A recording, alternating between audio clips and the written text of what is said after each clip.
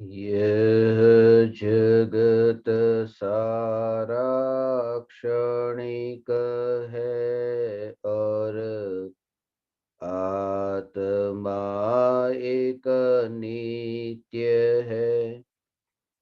आत्मा का अनुभव बस एकमात्र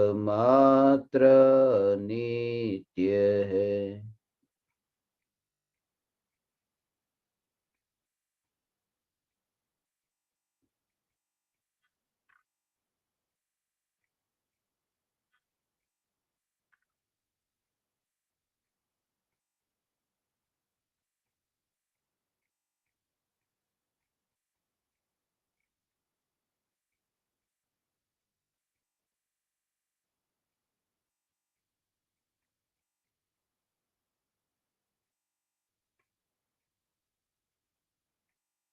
चैतन्य स्वभावी भगवान आत्मा अनादि अनंत शुद्ध चैतन्य मात्र है।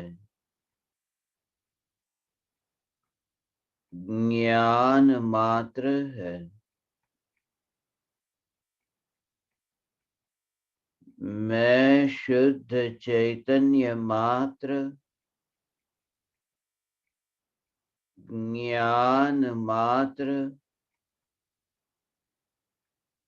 भगवान आत्मा हूँ। त्रिकाल शुद्ध चैतन्य परमात्मा हूँ।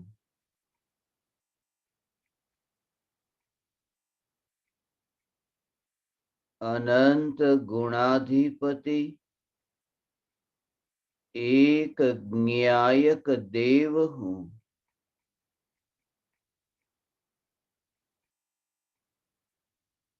अगणित ज्ञेयों के प्रतिबिंबों से अप्रभावित ज्ञान पर्यायों में एक समय के लिए भी नहीं मिलने वाला,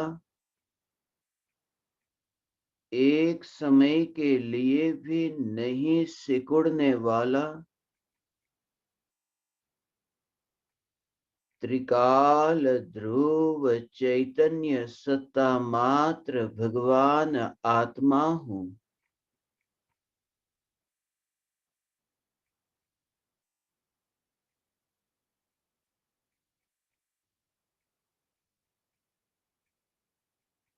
अगणित ज्ञेय जिन ज्ञान पर्यायों में प्रतिबिंबित होते हैं,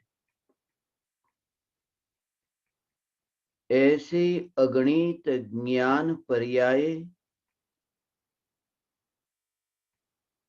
जो निरंतर परिणमित हो रही है, ज्ञेय रूप परिणमित नहीं होकर जानने जानने रूप परिणमित हो रही है। निरंतर परिणमित होकर भी निरंतर यात्रा होते होने पर भी जो अपनी सीमा में सिमंदर है, जो ज्ञान की सीमा में सिमंदर है, ऐसा यह सहज ज्ञान का प्रवाह,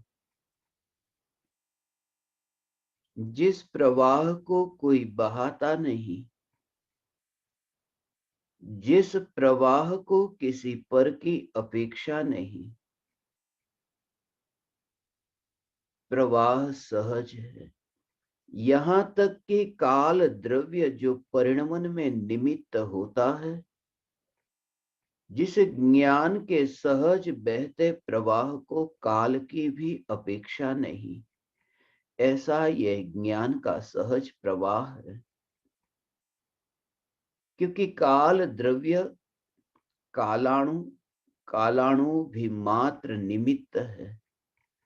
कालाणु ज्ञान के परिणमन के कर्ता नहीं बनते। क्योंकि निमित्त कार्य का कर्ता नहीं बनता।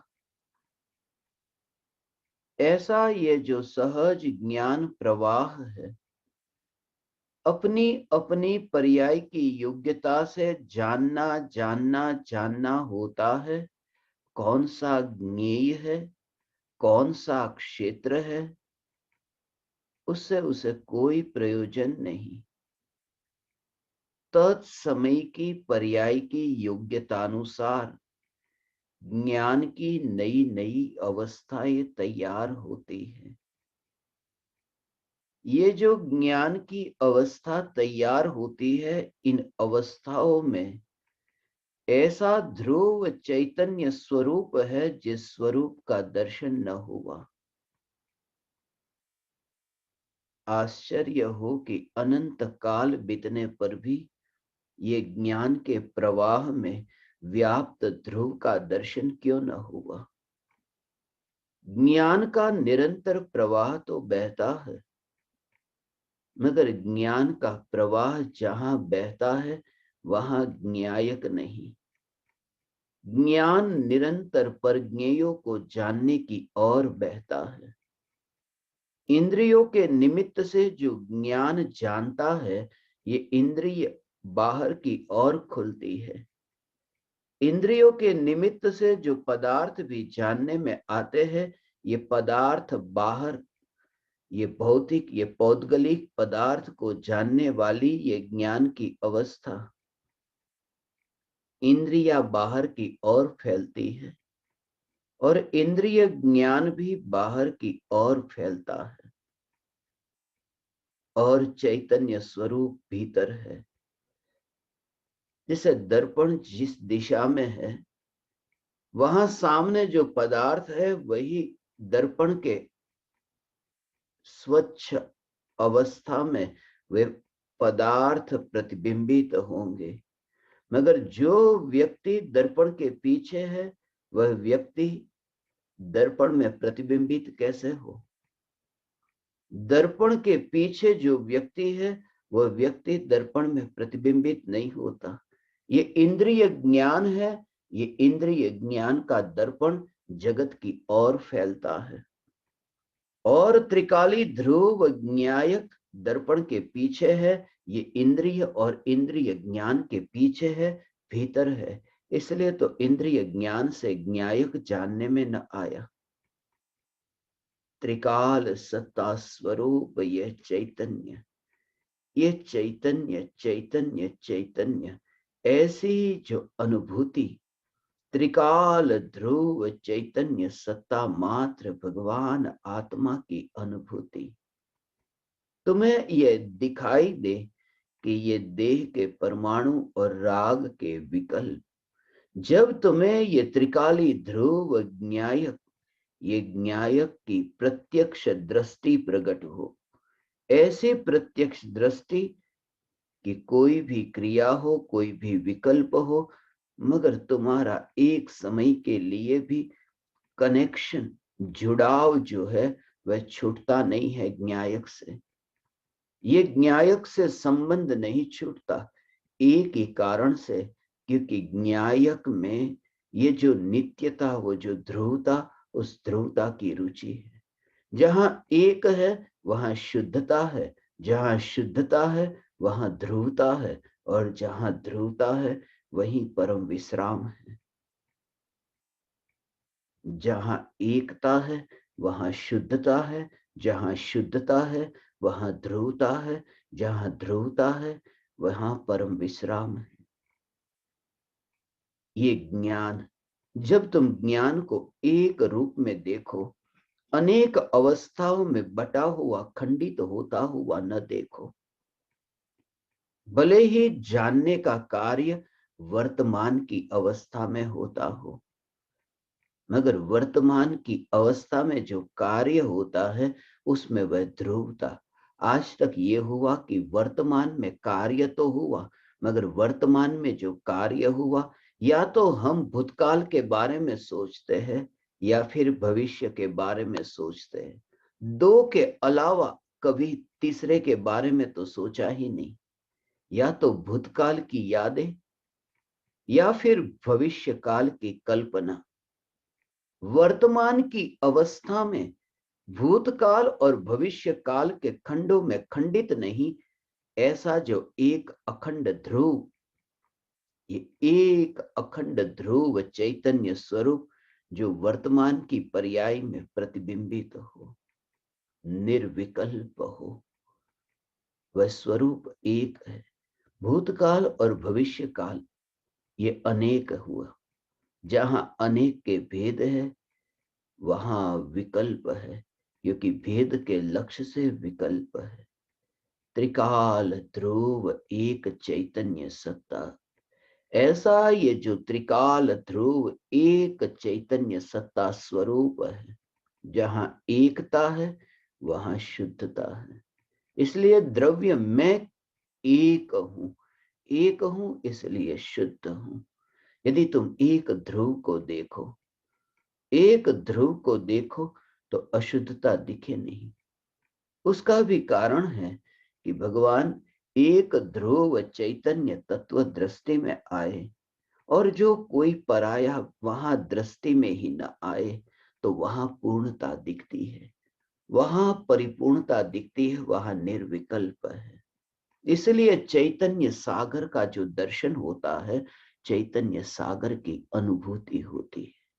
सागर की अनुभूति होती है तब किनारे का विकल्प नहीं होता। न्यायक के शुद्ध शांत रस का जो अनुभव होता है, तब सागर का किनारा दिखता ही नहीं। लोक में जो सागर है उस सागर का किनारा तो दिखता है, किनारा है, किनारा दिखता है। यहां चैतन्य सागर जिसका कोई किनारा नहीं, जो सिमंदर है फिर भी असीम है, असीम होकर भी सिमंदर है, जो पर से तो पार है, पर से तो न्यारा है, मगर फिर भी अपने में परिपूर्ण है। जिसमें पर का अंश भीतर में जाता नहीं, फिर भी अंतर में अपने अनंत अंशों से जो ऐसा परिपूर्ण है कि जिसमें खालीपन नहीं।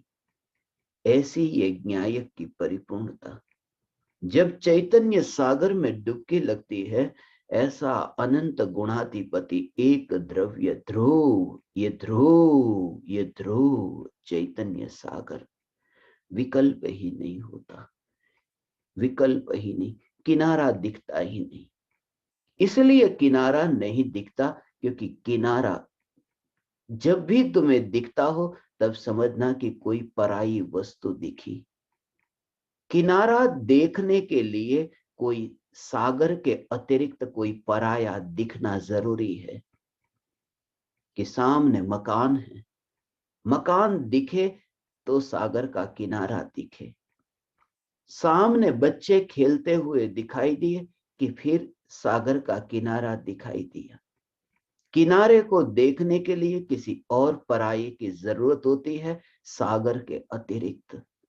और ये चैतन्य सागर जिसका किनारा नहीं दिखता, क्योंकि ज्ञानी को कोई पराया नहीं दिखता, ये अनंत सागर है। इसलिए तो वे क्षुद्र में वे अटकते नहीं, वे है ही नहीं, वे है ही नहीं। इसलिए जिन परमाणुओं में, जिन देह की मिट्टी के परमाणु में तुम ज्ञानी को देखते हो, वहां ज्ञानी है ही नहीं। तुम जहां महावीर भगवान को देखते हो वहां महावीर भगवान नहीं। वहां देह की मिट्टी है, मगर वहां महावीर भगवान नहीं। और मिट्टी में महावीर भगवान की कल्पना, यही तो मिथ्यात्व है। जिन्होंने पर्याय में पामर है, ऐसे जीवों को भी परमात्मा के रूप में देखा। कितना उल्टा मामला है। इसलिए तो वे परमात्मा है और हम पामर है। जिन्होंने पर्याय से भी पामर है, उन्हें भी परमात्मा के रूप में देखा है। वे महावीर भगवान हैं, वे अनंत ज्ञानी, जिन्होंने अज्ञानी को भी पर्याय से पामर होने पर भी परमात्मा देखा। और एक वह अज्ञानी जो पर्याय में परमात्मा हुए, ऐसे महावीर भगवान को भी परमात्मा के रूप में नहीं देखता, उन्हें भी मिट्टी के रूप में देखता है, उन्हें भी बाहर के शरीर के रूप में देखता है। बस देह का सौंदर्य, समोवसरण का सौंदर्य, या फिर अधिक से अधिक अभी यहां तो बस पत्थर की प्रतिमा, धातु की प्रतिमा, रत्नों की प्रतिमा, ये प्रतिमाओं तक ही अटक गए। वह जो शुद्ध स्वरूप है वह स्वरूप न दिखाई दिया। और दोनों में वही कि कोई व्यक्ति धर्म में नहीं मानता जो कहता है मैं नास्तिक हूं, और कोई व्यक्ति जो कहता है मैं आस्तिक हूं। दोनों में कोई खास फर्क तुम्हें नहीं दिखाई देता, क्योंकि जब भी कोई घटना घटित होती है दोनों ही एक ही तरह से आकुलित होते हैं। जिसने मंदिर में प्रवेश किया उसने, और दूसरा व्यक्ति के जो दुकान में प्रवेश करता है, वही जो परद्रव्य और पर्याय में स्वयं की कल्पना, परिवर्तन दोनों में नहीं दिखता। एक व्यक्ति जो इतना पापी दिखता है वह पापी, और एक व्यक्ति ऐसा कि तुम्हें जो धर्मी दिखता है, मगर दोनों में बाहर में परिवर्तन नहीं दिखता, और भीतर में भी विकल्प विकल्प विकल्प, विकल्प में ही एकत्व रहता है। इसलिए हे ज्ञान दीपक, तुम्हें छलांग लगाने को कहा। कौन सी दिशा में तुम्हारा चक्र है ये महत्वपूर्ण नहीं है। तुम पूर्व में हो या फिर पश्चिम में हो, ये महत्वपूर्ण नहीं है। तुम पूर्व विदेह में विराजमान ऐसे सिमंदर परमात्मा को देखते हो, या फिर तुम पश्चिम को देखते हो। तुम्हारा मुख कौन सी दिशा में है ये जरूरी नहीं है। तुम्हारे लिए चैतन्य परमात्मा प्रमुख है या नहीं ये महत्वपूर्ण है। विकल्प से पार निर्विकल्प। इसलिए जिन्होंने अपना विस्तार किनारे में देखा नहीं, किनारे को ही जिसने देखा नहीं, क्योंकि देह को जो देखते नहीं, इसलिए ज्ञानी सम्यक दृष्टि है। जिन्हें दिखाई देता है वह परमात्मा। इसलिए तो चैतन्य दृष्टि, सम्यक दृष्टि, सम्यक दृष्टि कि जो सम्यक है, जो सत्य है, जो सत्य है। इसलिए जो कहा कि राम नाम सत्य है, आत्म राम सत्य है। सत्य है वह सम्यक है, और जो सम्यक है वही जिनकी दृष्टि में है। इसलिए ज्ञानी की दृष्टि में एकमात्र ज्ञायक देव है। सागर की अनुभूति, और तुम भी सागर में हो, मगर सागर में रह करके सागर का पता न चला। वो मछली जैसी स्थिति है कि मछली भी सागर में रहती है, मछली को सागर का पता नहीं। जन्मती है सागर में, जीती है सागर में, खाना पीना उसका सब सागर में, यहां तक कि मरती भी सागर में, मगर सागर का बोध ही नहीं होता। सागर क्या है वह पता नहीं। सागर का पता तो तब चलता है जब मछली को बाहर निकाल कर किनारे पर रखो, तब सागर का पता चलता है। किनारे का वहां पर अनुभव हुआ कि सागर का विकल्प हुआ, क्योंकि जहां सागर ही जीवन है वहां सागर का विकल्प भी कैसे होगा। सागर ही मछली का जीवन है। जहां सागर से दूर कहीं किनारे पर गई कि तब सागर का विकल्प हुआ। निर्विकल्प अनुभूति ऐसी है। प्रति समय सांसें जो चलती है मछली की, सागर में ही सांसें चलती है, सागर में ही जीती है, विकल्प ही नहीं होता।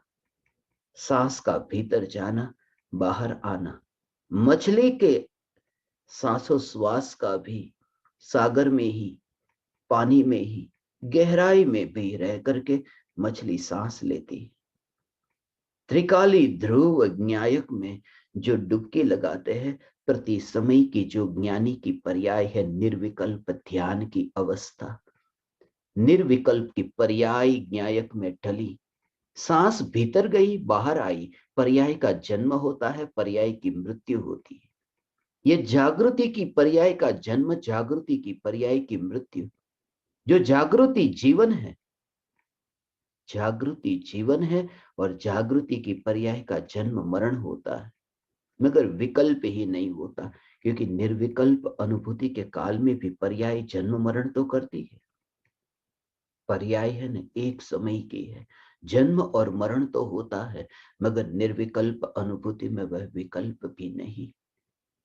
मछली को सांस भीतर गई बाहर आई, वह भी विकल्प नहीं, सागर का भी विकल्प नहीं। सागर जीवन हो गया जब दूर गई। इसलिए तो ज्ञानी को आत्मा का विकल्प होता है जब पर पदार्थ ज्ञान में प्रतिबिंबित होते हैं। जब वे जानते हैं जगत के ज्ञेयों को, तब भेद विज्ञान होता है। भेद विज्ञान होता है कि यह मैं नहीं, यह मैं नहीं, भेद विज्ञान। इसलिए तो भेद विज्ञान तब तक जब तक केवल ज्ञान नहीं होता। केवली भगवान को भेद विज्ञान नहीं होता, क्योंकि जहां परम विज्ञान प्रकट हो गया, जहां केवल ज्ञान प्रकट हो गया, फिर क्या भेद विज्ञान। जैसे हाथी के पैर में सभी के पैर समा जाते हैं, केवल ज्ञान में सब समा गया, अब अलग से कोई भेद विज्ञान न रहा। इसलिए चौथे गुणस्थान से 12वें गुणस्थान तक ये छद्मस्त की अवस्था में ज्ञानी को जो भेद विज्ञान होता है, ऐसा भेद विज्ञान सहज, मगर भेद विज्ञान में भी दो है, मैं और पर। वहां सागर और सागर के किनारे पर जो है, ये दो का विकल्प है। माने पूरी तरह से सागर में डुबकी नहीं लगी, क्योंकि किनारा भी है न, पर मैं नहीं हूं। तो जब भी ज्ञानी को विकल्प की स्थिति में, खाते पीते चलते उठते बैठते बोलते सुनते, ये सभी क्रियाओं में ये विकल्प है, क्योंकि पर की ओर ध्यान गया, ये विकल्प उत्पन्न हुआ। फिर भी जागृति है, फिर भी वही तड़प है। मछली को किनारे पर रहकर सागर का विकल्प है, मगर तड़प तो वह सागर की तड़प है। संतोष नहीं है किनारे पर, संतोष नहीं, ये किनारे पर। ये कोई व्यक्ति आया और पकड़ करके मुझे सागर में से बाहर निकाल दिया। कोई व्यक्ति आया, मुझे सागर में से पकड़कर बाहर निकाल दिया। उससे मैं मित्र कैसे मानूं? उसे मैं मित्र कैसे मानूं जो मुझे सागर में से बाहर निकाले? मैं तो बाहर निकला नहीं, किसी ने मुझे बाहर निकाला, वह मैं नहीं। उस व्यक्ति से मेरा कोई संबंध नहीं। इसलिए जब पर का विकल्प होता है, कर्म का उदय है, कोई ये उदय का परिणाम है, कोई पराया व्यक्ति है कि ये उपयोग पर में गया, ये मैं नहीं, मैं नहीं। उस पराये व्यक्ति के साथ मछली का संबंध नहीं, मछली का संबंध तो सागर के साथ है। पराये व्यक्ति के साथ मछली का संबंध नहीं, वहां तो मृत्यु है। संबंध तो सागर के साथ। ये उपयोग का न्यायक के साथ संबंध, उपयोग का न्यायक के साथ संबंध है, पर के साथ नहीं, उदय के साथ नहीं, विकल्पों के साथ नहीं। इसलिए देह होने पर देहातीत ये कहा कि ज्ञानी देहातीत है। किनारे पर होकर भी जो किनारे पर नहीं है, क्योंकि किनारे पर होकर के भी उनका ध्यान, किनारे पर रह करके भी मकान की ओर नहीं है जो सागर के किनारे बने हैं, किनारे पर रहकर भी जिनका ध्यान सागर की ओर है। इसलिए ज्ञानी देह में है, मगर वो दशा ऐसी ही दशा है कि किनारे पर जैसे मिट्टी हो ना, और मिट्टी में कोई व्यक्ति खड़ा हो, सागर की रेत, सागर के किनारे पर, वो जैसे सागर को ही देखता हो। यही तो ज्ञानी की दृष्टि है। जैसे बच्चे सागर की रेत को जैसे छूते हो, मकान बनाते हो, मकान को बनाने का कार्य होता हो वहां पर, मगर मकान को देख करके मकान बनाते हैं, देखते हैं वो रेत को और मकान बनाते हैं। बस ये अंतर है ज्ञानी। ज्ञानी भी मकान तो बनाते हैं, मगर मकान को देख करके नहीं, सागर को देख करके रेत को घुमाते हैं, रेत को हाथ में लेते हैं और ये मकान तैयार होता है। फिर वो जो भी मकान की मरम्मत हो वो सब, मगर सागर ही दिखता है। और ये जागृति, रोटी हाथ में उठाई, मुंह में डाली, ये रेत की मरम्मत हो रही है, ये मकान की मरम्मत।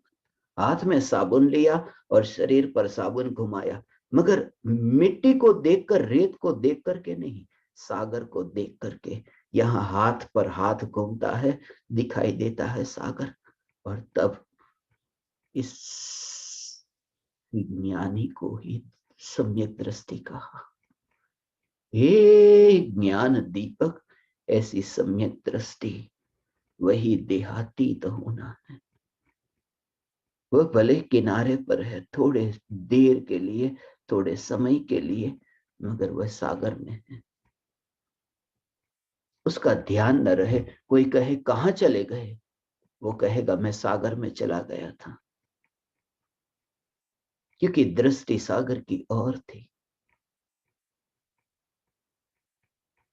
ये साधना और कुछ भी नहीं, सिर्फ मिट्टी में अभी रह करके भी सागर की ओर दृष्टि करना। मगर फिर भी तुम अभी सागर की ओर दृष्टि तो कर लोगे, वो दृष्टि सच्ची न होगी। बिना अनुभव का सागर को देखना झूठा है, क्योंकि बिना अनुभव के सागर को देखोगे वह तुम्हारी कल्पना होगी। इसलिए जो व्यक्ति एक बार सागर में डुबकी लगाकर सागर का अनुभव करे, शांत स्वरूप का अनुभव करे, फिर वह किनारे पर आए और फिर वह सागर को देखे, वह सागर को देखने वाली दृष्टि सम्यक होगी, क्योंकि अनुभव है। ये न्यायक को एक बार निर्विकल्प अनुभूति में जिसने पहचाना, निर्विकल्प अनुभूति में भगवान, ये त्रिकाली ध्रुव न्यायक देव निर्विकल्प अनुभूति में, अनुभव में आए।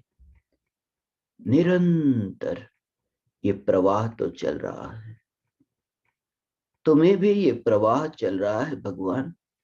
ये निरंतर प्रवाह ज्ञानी को दिखता है। ओ भगवान, तुम्हारे में भी ये ज्ञान का जानना जानना निरंतर हो रहा है, वरना तुम्हें परमात्मा के रूप में देखते कैसे भगवान।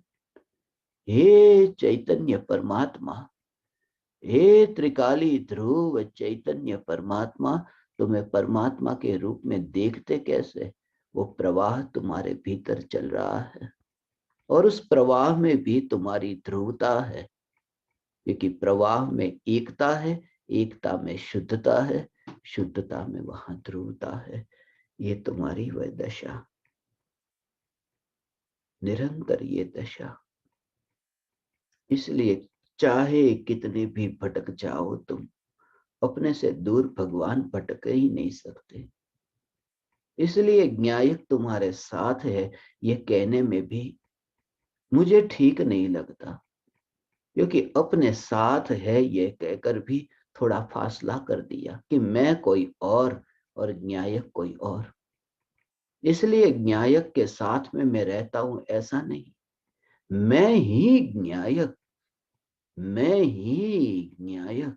और एक एक समय की पर्याय ये भोग करती है, मैं ही न्यायक, मैं ही न्यायक। मरती है, जन्मती है, मरती है, मगर फिर भी आनंद को भोगती हुई। मृत्यु भी आनंद को भोग कर, वह मृत्यु भी मंजूर है, वह मृत्यु मंजूर है।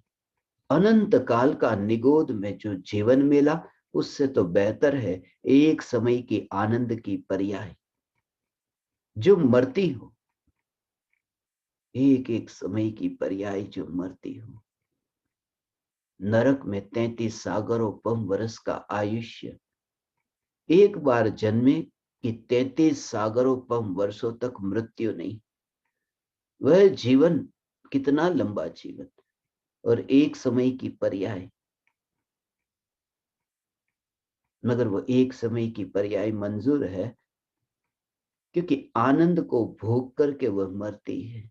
और 33 सागरों पम का जो जीवन, वह जो इतनी लंबी पर्याय, वो दुख को भोग करके, और आनंद से ही आनंद का जन्म होता है। एक बार ये तैयारी हुई, फिर आनंद से आनंद प्रकट होता है। यही तो कारण है कि एक बार मुक्ति की प्राप्ति के बाद में फिर दुख क्यों नहीं आता, संसार क्यों नहीं होता? क्योंकि अंदर से अब ऐसा कुछ नहीं कि जो बीच में विघ्न, अब रास्ता साफ हो गया, अब वहां कोई ट्रैफिक नहीं। शुरुआत में तो यात्रा करने गए कि थोड़ा ट्रैफिक आया, मगर अब सीधा ही मार्ग है जहां कोई पराया नहीं, सब अपनी अपनी दिशा में यात्रा करते हैं। ये मोक्ष की यात्रा जहां से वापिस आने का कोई इंतजाम नहीं, क्योंकि वापिस आना होता है विकृति से, और वे विकृति तो छूटी गई। आने की चाहना नहीं, क्योंकि चाहना जब पूरी तरह से मिट गई तभी तो मोक्ष प्राप्त हुआ। इसलिए चाहना से छुटकारा हुआ कि ऐसी वितराग दशा प्रकट हुई। सिर्फ ये ज्ञान जो जगत को जानता है, बस दर्पण उल्टा हो जाए। ये इंद्रिय ज्ञान जो पर की ओर फैला, बस वही ज्ञान अंतर्मुख हो जाए कि इंद्रियों के पीछे जो भीतर में ज्ञायक है, वह ज्ञायक का दर्शन हो। और ये दशा तुम्हारी प्रकट हो सकती है, शक्ति है, पूरी तरह से एकाग्र होकर के, एकाग्र। और ये एकाग्रता तुम्हारे में है। प्रत्येक पापी एकाग्र है, धर्मी नहीं, पापी एकाग्र है। इसलिए वितरागी भगवान के अलावा ये कोई नहीं कह सकता। वितरागी सर्वज्ञ तीर्थंकर परमात्मा के अतिरिक्त ये कोई नहीं कह सकता कि प्रत्येक अज्ञानी पापी एकाग्र है। प्रत्येक प्रत्येक अज्ञानी पापी, घोर से घोर पापी भी ध्यानस्थ है, ध्यान में है। इसलिए तो महावीर भगवान ने आर्त ध्यान और रौद्र ध्यान का, आर्त और रौद्र को भी ध्यान नाम दिया। इतने पाप के परिणाम, मारने के काटने के परिणाम जो है, मगर फिर भी उसे ध्यान नाम दिया, आर्त ध्यान। दुखी होना या फिर अत्यंत खुश हो जाना, बहुत खुश हो जाना, दूसरों को पीड़ा में देख करके खुश होना, कोई भी प्रकार की स्थिति हो न, तो भगवान ने ये कहा कि तुम हमेशा ध्यान में तो रहते ही हो, तुम्हें ध्यान आता है, ध्यान सीखना नहीं, तुम एकाग्र हो। सिर्फ ये आर्त ध्यान, रौद्र ध्यान, ये तुम्हें आता है, करते ही रहते हो। करते क्या, होता ही रहता है। सदा आर्त ध्यान, रौद्र ध्यान चलता ही रहता है। फिर धर्म कैसे हो? ये आर्त ध्यान, रौद्र ध्यान तो हो रहा है। ये आर्त ध्यान, रौद्र ध्यान जो निरंतर हो रहा है, बस वहां भेद विज्ञान कि ये आर्त ध्यान और रौद्र ध्यान कहां प्रतिबिंबित होता है, क्योंकि आर्त ध्यान, रौद्र ध्यान को पता नहीं कि हम कौन है, वो ज्ञान में प्रतिबिंबित होते हैं। वो जो ज्ञान में प्रतिबिंबित होते हैं, उस ज्ञान की अवस्था पर तुम आओ, दुर्विकल्पों से तुम ज्ञान की स्वच्छता पर आओ। क्योंकि स्वच्छता से ही स्वच्छता की प्राप्ति होती है। शुद्ध पर्याय से शुद्ध द्रव्य का अनुभव होगा, पहचान होगी, ध्यान होगा। सिद्ध को विराजमान करने के लिए पर्याय निर्मल तो हो। महाराज को आमंत्रण दिया है तो थोड़ा सिंहासन साफ तो कर दो। सिद्ध परमात्मा जिस पर्याय में जानने में आता है वह पर्याय निर्मल तो हो। मगर ये कहा कि पर्याय में निर्मलता तो तब प्रकट होती है जब न्यायिक दृष्टि में आए। नहीं, ऐसा नहीं है। पर्याय में जो निर्मलता प्रकट होती है जब न्यायिक दृष्टि में आए, वह बात है श्रद्धा की और चारित्र की। श्रद्धा गुण और चारित्र गुण की पर्याय में शुद्धता प्रकट होती है जब न्यायिक दृष्टि में आए। और ज्ञान गुण की पर्याय तो तभी भी शुद्ध है जब भगवान आत्मा जानने में नहीं आता। अशुद्धि, वरना अशुद्धि का पता अशुद्धि में कैसे चलता। इसलिए तो निगोदिया की ज्ञान की पर्याय भी शुद्ध गई। अक्षर के अनंत विभाग का ज्ञान कहा। अनंत विभाग का ज्ञान, फिर भी वह ज्ञान शुद्ध, जानना शुद्ध, क्योंकि अशुद्धता में से शुद्धता प्रकट नहीं होती, वरना कभी शुद्ध होने का उपाय ही नहीं रहता। कुछ अंश ऐसा है जो शुद्ध है, जो सदा ही शुद्ध है, वही ज्ञान का अंश है। ये ज्ञान की अंश रूप जो अवस्था, उसी को पर्याय कहा। ये त्रिकाली ध्रुव भगवान आत्मा, ये पर्याय में, पर्याय में वर्तमान में जो जानना होता है। तुम ज्ञेयों का रस छोड़ करके भगवान देखोगे न, तो तुम्हें मात्र शुद्ध ज्ञान की अवस्था दिखाई देगी। शुद्ध अवस्था, फिर कौन सा संसार, क्योंकि क्या जाना, ज्ञान शुद्ध है, ज्ञान शुद्ध है। बिल्कुल फिक्र न करें। पर के लिए जो मर जाए, पर के लिए मर जाए, उसका भाव बहुत सूक्ष्म है। ज्ञेयों के लिए जो ज्ञान मर गया, पर के लिए मरने का अर्थ ऐसा मत समझना भगवान कि पर है, अब मैं रहूं ही नहीं, कि मैं सुसाइड कर लूं, मैं आत्महत्या कर लूं, ऐसा नहीं। पर के लिए मर जाने का अर्थ है कि जो ज्ञेय या ज्ञान में जानने में आते हैं, मैं उनके लिए हूं, मैं उनके लिए हूं। ये नहीं, टेबल है, कुर्सी है, तो मैं टेबल को जानने वाला, तो पर के लिए, पर को जानने के लिए मैं हूं, ऐसा नहीं। कुर्सी को जानने के लिए मैं हूं, ये सारा जगत जो है वो सारे जगत को जानने के लिए मैं हूं, ऐसा नहीं। मैं चैतन्य हूं, ये अपने लिए, ये पर के लिए मैं नहीं हूं।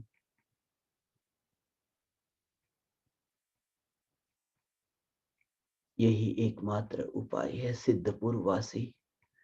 हे सिद्धपुर वासी ज्ञान दीपक, क्योंकि तुम जहां हो वहां सिद्धपुर में हो।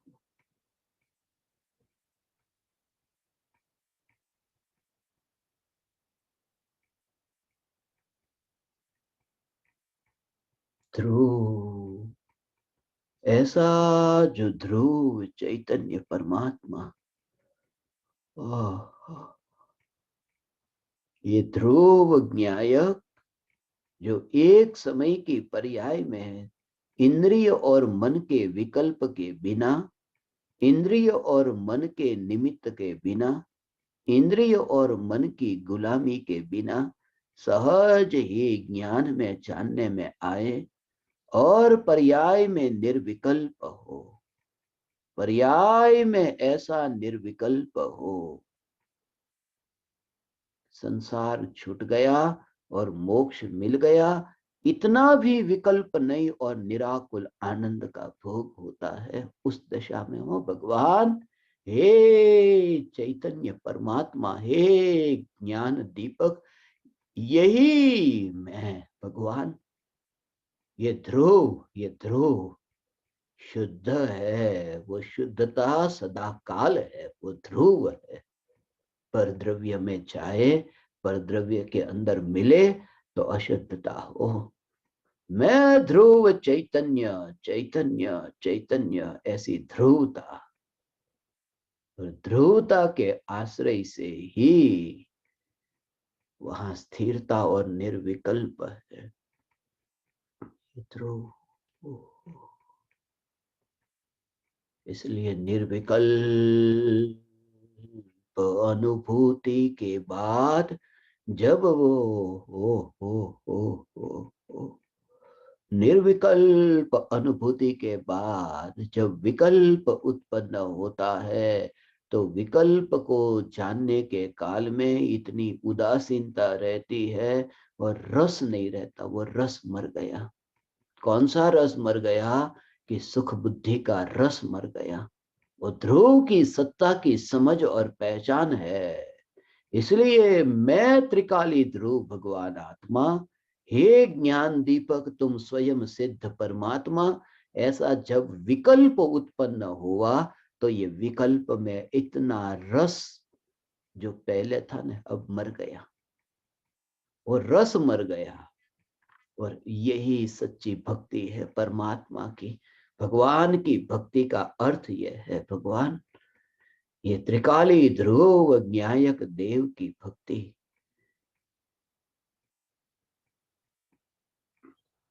सहज, बस ऐसा ही तुम उसे देखो।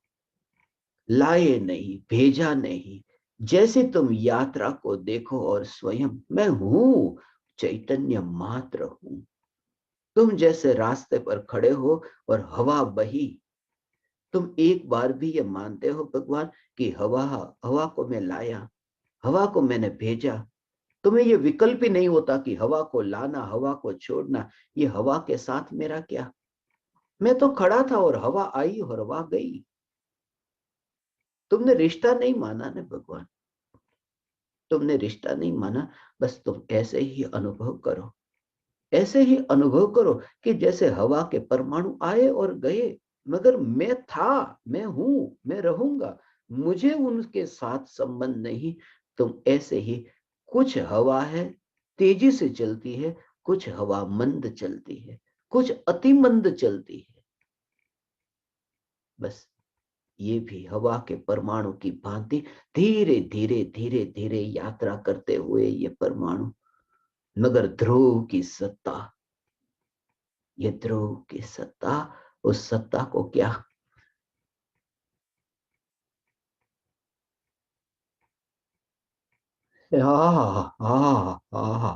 ये त्रिकाल परिपूर्ण ज्ञायक, जिस परिपूर्ण ज्ञायक में, अखंड ज्ञायक में परमाणुओं का खंडित होना बहना कैसे, अंदर में स्पर्श भी कैसे हो भगवान, ऐसा हो। ऐसा ये परमाणु परमाणु, ऐसी ये चैतन्य की परिपूर्णता। चैतन्य, चैतन्य, ये चैतन्य, ये चैतन्य की परिपूर्णता, ऐसी ये चैतन्य तत्व की परिपूर्णता ऐसी हो, क्योंकि रास्ते पर खड़े हो ना, ये अस्पर्शी अस्पर्शी न्यायक की ध्रुवता कैसी, अलिप्तता, देहातीत होना भगवान, त्रिकाल ध्रुव चैतन्य स्वरूप। रास्ते पर खड़े हो, खुले मैदान में हो, तो हवा, हवा ऐसी आई और हवा टकराई तो स्पर्श होता दिखाई दिया ना, कि हवा, हवा स्पर्श करके गई ऐसी, क्योंकि परमाणु यहाँ है और हवा, हवा पुद्गल है जिसमें स्पर्श नाम का गुण है। ये शरीर के परमाणु जिसमें स्पर्श नाम का गुण है, स्पर्श का स्पर्श तो ऐसा लगता है कि ठंडी गर्म, ये हवा, ये स्पर्श का स्पर्श, दोनों में स्पर्श है। मगर जब तुमने ये त्रिकाली चैतन्य स्वरूप देखा जिसमें स्पर्श ही नहीं, तो ये परमाणु तुम्हें छू करके जाते हैं, ऐसा भी अनुभव नहीं होगा। आ, आ, आ, आ, आ। वहां तो पूर्ण पूर्ण पूर्ण चैतन्य, इसलिए तो अतीत।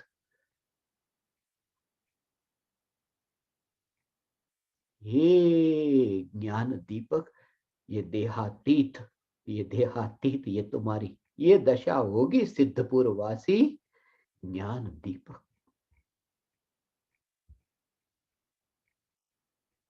ये चैतन्य तत्व की ध्रुवता जहां है, ये ध्रुवता हो, फिर तो ध्रुव हो। यात्रा करने वाले ध्रुव नहीं। रास्ते पर तो तुम यात्रा करते थे ना भगवान, तो ऐसे मैदान में तुम खड़े थे, खुले मैदान में हवा टकराती थी, तुम कभी कभी चलते थे, हवा भी टकराती थी, तुम भी चलते थे, ऐसे दोनों तुम भी चलते थे। यहां तो मैं ध्रुव देह को स्पर्श नहीं करता और न चलता हूं, चलने भी वाला नहीं और स्पर्श करने वाला नहीं, अस्पर्शी हूं, क्योंकि स्पर्श नाम का गुण ही मुझ में नहीं है। और ध्रुव हूं, क्योंकि स्वरूप से विचलित होने वाला नहीं हूं। जहां हूं वहां चैतन्य प्रदेशों में ही विस्तार है, यही मैं। और ऐसी जब चैतन्य तत्व विचार की धारा चलती हो, उस धारा में ही उपयोग अंतर्मुख होता है, उस धारा में वो धारा ढल जाती है, वो अंतर में ढलती है। और अंतर का जो स्वरूप, वह निर्विकल्प सही स्वरूप है, निरंतर निरंतर। उसी का परिणाम तत्क्षण मिला, तत्क्षण, बाद में नहीं। इसलिए झूठा है वो वायदा करता है। जैसे किसी ने कहा मेरा वो धन तुम वापस दे दो, अच्छा ठीक है कल, ये वायदा हुआ। परसों ये वायदा हुआ, ये खेल हुआ, ये व्यापारी की चाल हुई, ये सब खेल है, ये सब झूठा है, ये संसार है, संसार में वही चलता है। कल आना, कल दूंगा, शाम को दूंगा, 2 दिन बाद दूंगा, आज ले जाओ बाद में, यही तो है। ये व्यापार है। बैंक आज लोन देती है, कल तुम वापस लौटा दो, ब्याज के साथ वापस लौटाओ, ये सब व्यापार की बात है। तुमने धन दिया, दुकानदार ने माल दिया, मगर ये सब व्यापार है, तत्क्षण नहीं। पहले माल देखा, चुना, थैली में डाला, पैसे 5 मिनट के बाद में दो, उतना भी फर्क पड़ता है व्यापार में। यहां तो उपयोग जिस समय भीतर में गया उसी समय, इसलिए यहां व्यापार नहीं, यहां वायदा नहीं। कर्म में वायदा होता है कि आज तुमने जो पुण्य बांधा उसका फल तुम्हें स्वर्ग में कल मिलेगा, आज तुमने पाप बांधा उसका फल नरक में कल मिलेगा, वो सब झूठी बात है। मगर उपयोग जिस समय न्यायक में स्थिर हुआ उसी समय निराकुलता, ये धर्म है। धर्म में वायदा नहीं होता, धर्म सीधा हिसाब है, यहां टेढ़ी मेढ़ी चाल नहीं होती। ये त्रिकाल ध्रुव न्यायक अस्पर्शी और ध्रुव, ये भगवान आत्मा में। और जैसे तुम देह के परमाणुओं को देखोगे भगवान, ऐसे ही तुम विकल्पों को भी देखोगे, ये विकल्पों को भी तुम देखोगे। ए ज्ञान दीपक, तुम विकल्पों को देखोगे सदा काल। तुम अपनी ध्रुवता को देख करके विकल्पों को वो हवा की भांति देखोगे। मगर जैसे तुमने देखा कि ध्रुव न्यायक जिसमें स्पर्श नहीं, तो हवा, हवा कैसे स्पर्श करे, देह कैसे स्पर्श करे।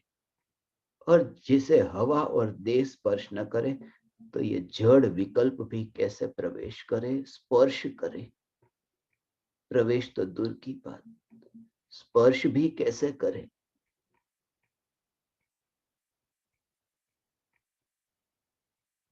मृत्यु से पहले काश तुम इस सत्य को समझ सको, वरना फिर वही 84 के चक्कर, फिर वही 84 के चक्कर।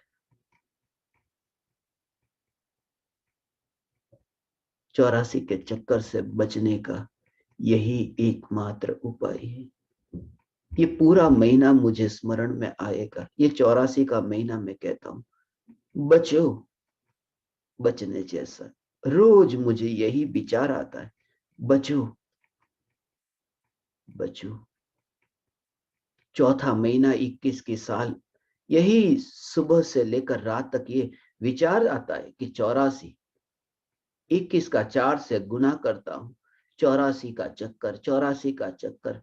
बस वो चक्कर नहीं, मैं ध्रुव। फिर हट जाता हूं कि ध्रुव वो चक्कर मैं नहीं। मकान को देखना हटे और सागर की ओर देखना हो। भले ही किनारे पर हूं, मजबूरी है।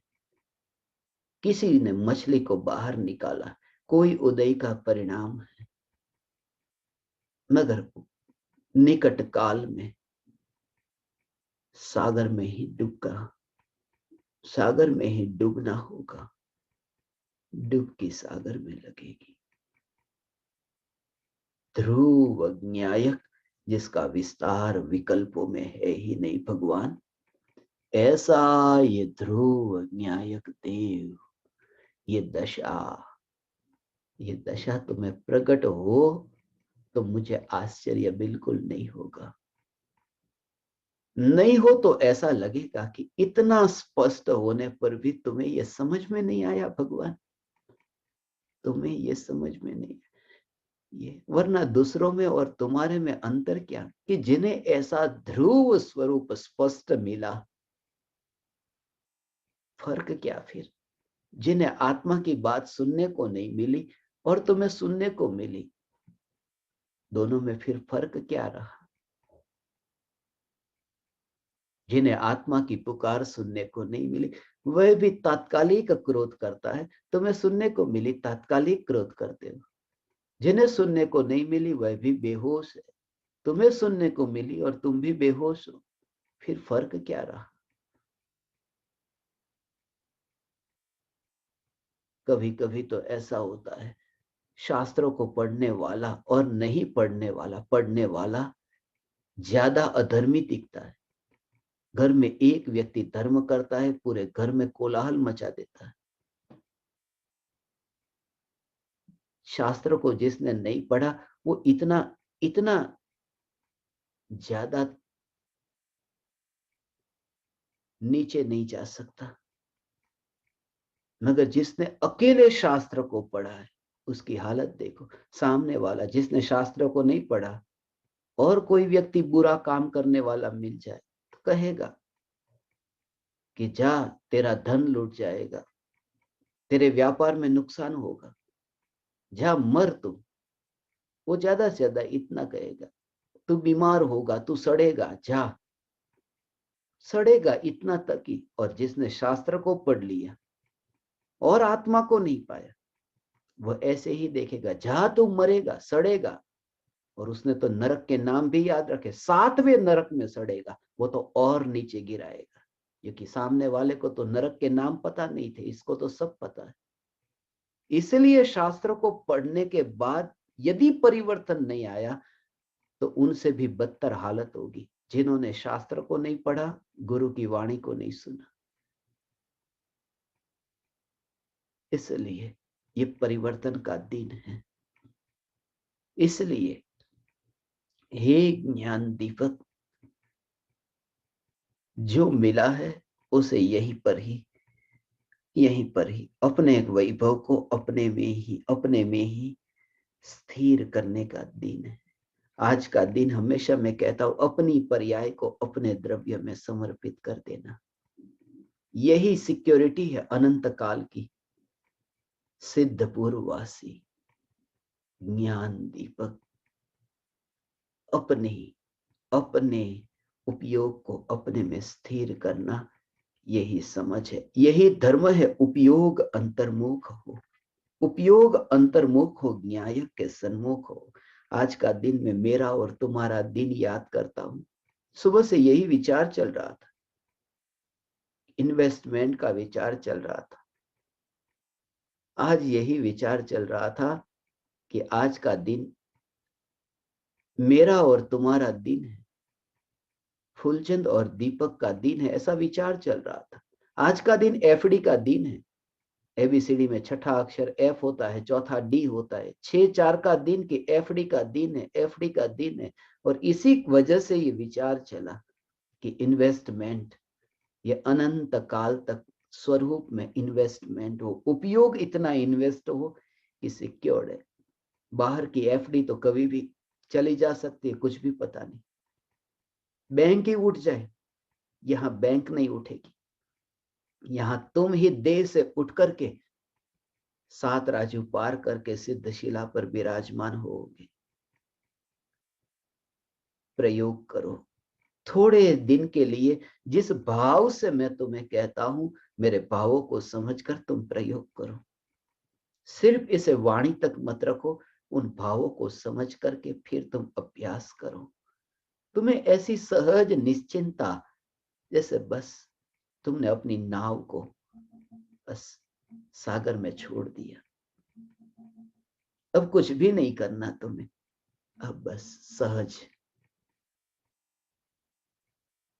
ऐसी ये सहज यात्रा हे ज्ञान दीपक तुम्हें हो, सहज यात्रा हो, सिद्धपुर की यात्रा हो। आज का दिन भी मैं सिद्धपुर का दिन कहता हूं। हर महीने जब 6 तारीख आती है, मुझे घड़ी का 6 बजे का समय दिखाई देता है। और आज सहज संजोग आया, आपके पास भी 6 बजे समाचार पहुंचे होंगे। आज के वो 6 बजे सत्संग का 6 बजे ही घड़ी का 6 बजे का समय दिखता है। बड़ा काटा छोटा काटा सीधा ही सीधा उस 6 बजे के काल को मैं सिद्धे सिद्धा कहता हूं। सिद्धपुर, हे सिद्धपुर वासी ज्ञान दीपक।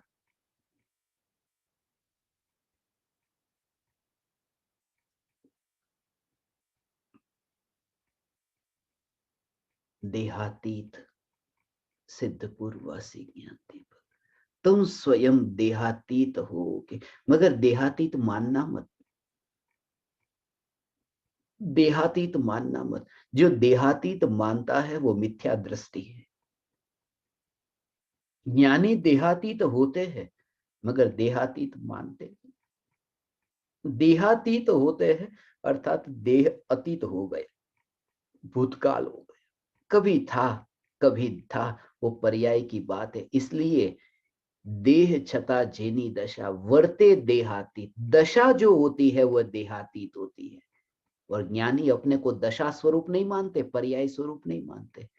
ज्ञानी न्यायक मानते हैं, और न्यायक देहातीत नहीं है। देहातीत कहते ये स्वीकार होता है कि अतीत में तो देह था, वर्तमान में नहीं रहा, मगर देह अतीत हो गया।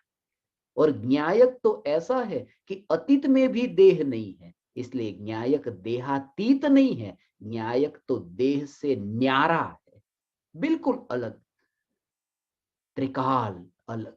ये न्यायक, इसलिए न्यायक हूं ये मान करके जीव देहातीत होता है, ज्ञानी होता है। ऐसे हे न्यायक भगवान आत्मा, तुम न्यायक न्यायक न्यायक, ऐसा स्वरूप है भगवान। निकट काल में तुम्हें वह न्यायक की वह परिपूर्णता का अनुभव होगा, होगा और होगा। ऐसा होगा, होगा और होगा। ऐसा ये मेरा वादा है। ऐसा ये मेरा वादा है, ये मेरा वादा है। कल मैंने वादा किया था, तो कुछ ज्ञान दीपकों के समाचार आए, मैसेज आए कि वादा कर तो दिया, मगर वादा करने वाले बहुत ऐसी कंपनी वाले आते हैं ना, वादा करके चले जाते फिर मिलते ही नहीं है। तो आप भी वादा करते हो, मगर फिर कभी वादा आपका सही नहीं निकला तो हम आपको कहाँ ढूंढेंगे। तो मैंने उन्हें कहा कि ढूंढना, सिद्धशिला पर आना, और सिद्धशिला पर जब तुम आओगे तो मेरा वादा सच्चा पड़ेगा, तभी तो आओगे। मुझे ढूंढने तुम सिद्धशिला पर आना भगवान। हे ज्ञान दीपक, हे चैतन्य परमात्मा, तुम स्वयं ही सिद्धपुर वासी होगे। हाँ, हाँ, हाँ, हाँ। एक समय में हो, एक समय में सिद्धपुर वासी।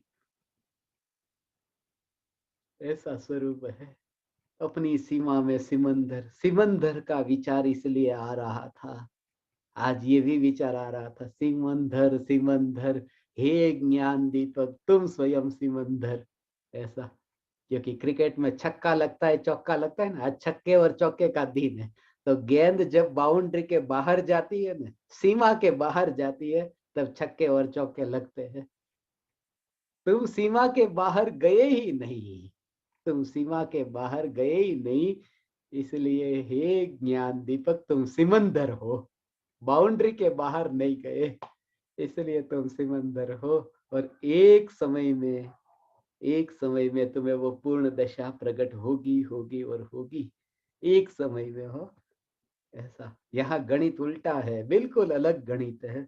बाहर की दुनिया का गणित अलग है, यहाँ का गणित अलग है, ये अगणित गणित है।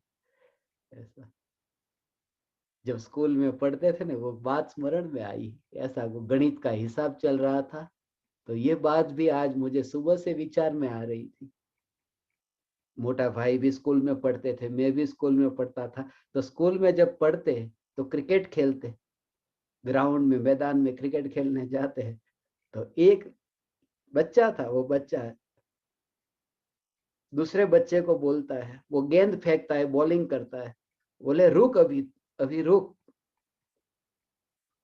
मत फेंक। बोले एक बॉल फेंक देता हूँ। मगर एक बड़ी उम्र के दादा थे, दादाजी वहां से निकल रहे थे, खुले मैदान में, गांव है ना, तो खुले मैदान में निकल रहे थे। तो उसने कहा रुक जा थोड़ी देर।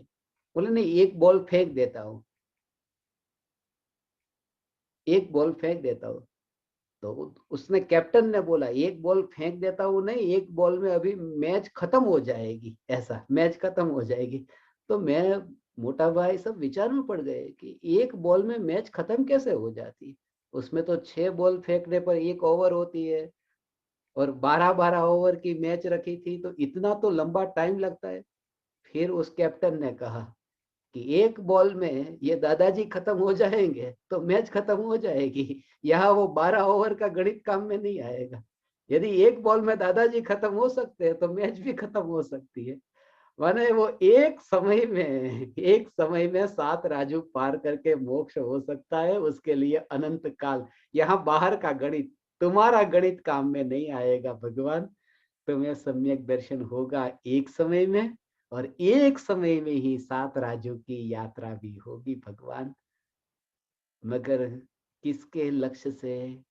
गुरु के लक्ष्य से नहीं, वितरागी परमात्मा के लक्ष्य से नहीं, पर द्रव्य के लक्ष्य से नहीं, पर्याय के लक्ष्य से नहीं, गुण भेद के लक्ष्य से नहीं, एकमात्र ध्रुव ज्ञायक देव, ध्रुव ज्ञायक देव, ध्रुव ज्ञायक देव के लक्ष्य से।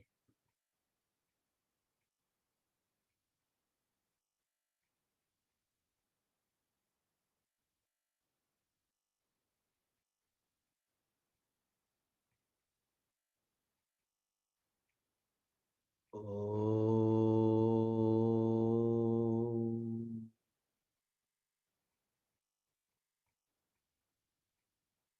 ओम।